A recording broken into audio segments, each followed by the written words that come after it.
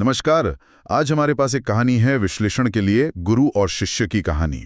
इसके लेखक हैं संतोष कुमार घाटिया जी, जो राजकीय उच्च माध्यमिक विद्यालय गड़ापट्टा पीठ में लाइब्रेरियन हैं।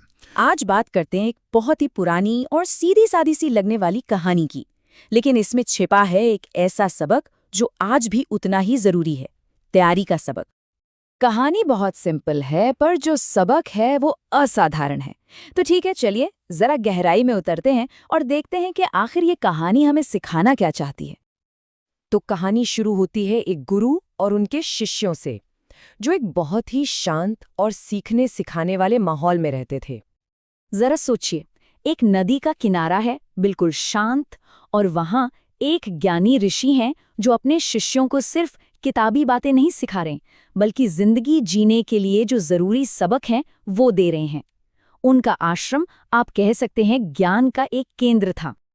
लेकिन फिर कहानी में आता है एक ट्विस्ट। गुरुजी एक नया और काफी अनएक्सपेक्टेड सा सबक सिखाने का फैसला करते हैं, और यहीं से कहानी का असली संघर्ष शुरू होता है। और ये नया सबक क्या था? तैराकी, मतलब स्विमिंग। गुरुजी ने तय किया कि हर शिष्य को तैरना सीखना ही होगा। ये कोई ऑप्शनल क्लास नहीं थी, बल्कि एक कंपल्सरी लेसन था।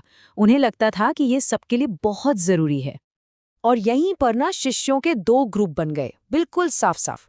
एक तरफ वो थे जो गुरु की हर बात मानते थे, हर इंस्ट्रक्शन को फॉलो करते थे, और दूसरी तरफ कुछ आलसी शिष्य जो गुरु की बातें एक कान से सुनते, दूसरे से निकाल देते, मेहनत से बचने के लिए बहाने ढूंढते, छिप जाते थे।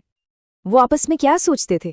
यही कि अरे यार, पानी में तैरकर क्या मिलेगा, ये फालतू की मेहनत क्यों करनी।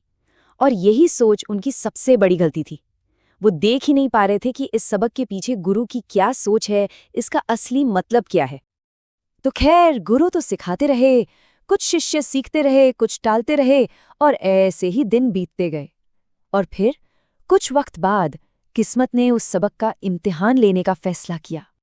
और अब कहानी पहुंचती है अपने क्लाइमैक्स पर।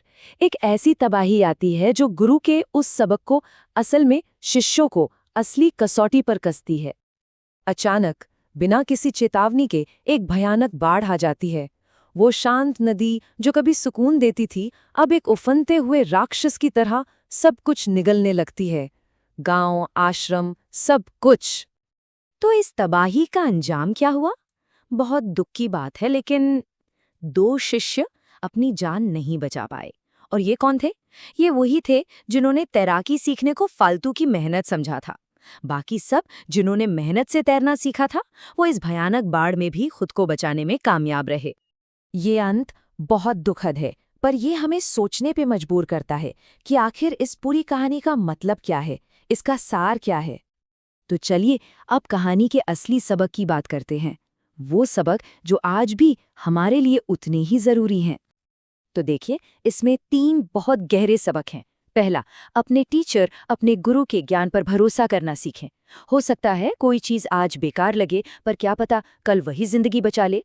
दूसरा, मेहनत से कभी मत भागो, क्योंकि आराम करने की चाहत हमें आने वाले खतरों को देखने ही नहीं देती। और सबसे जरूरी तीसरा सबक, सही समय पर काम करो। जब मुसीबत सिर पर आ जाती है, तब तैयारी का मौका नहीं मिलता। और यहीं पर ये कहानी आज के लिए एक बहुत बड़ा सवाल छोड़ जाती है। अगर आज की दुनिया की जो चुनौतियां हैं, जो मुश्किलें हैं, उन्हें हम बाढ़ मान लें, तो वो कौन सी तैराकी है, वो कौन सा स्किल है जिसे सीखना हम सब के लिए बेहद जरूरी है? ये एक ऐसा सवाल है जिस पर हम सभी को सोचना चाहिए।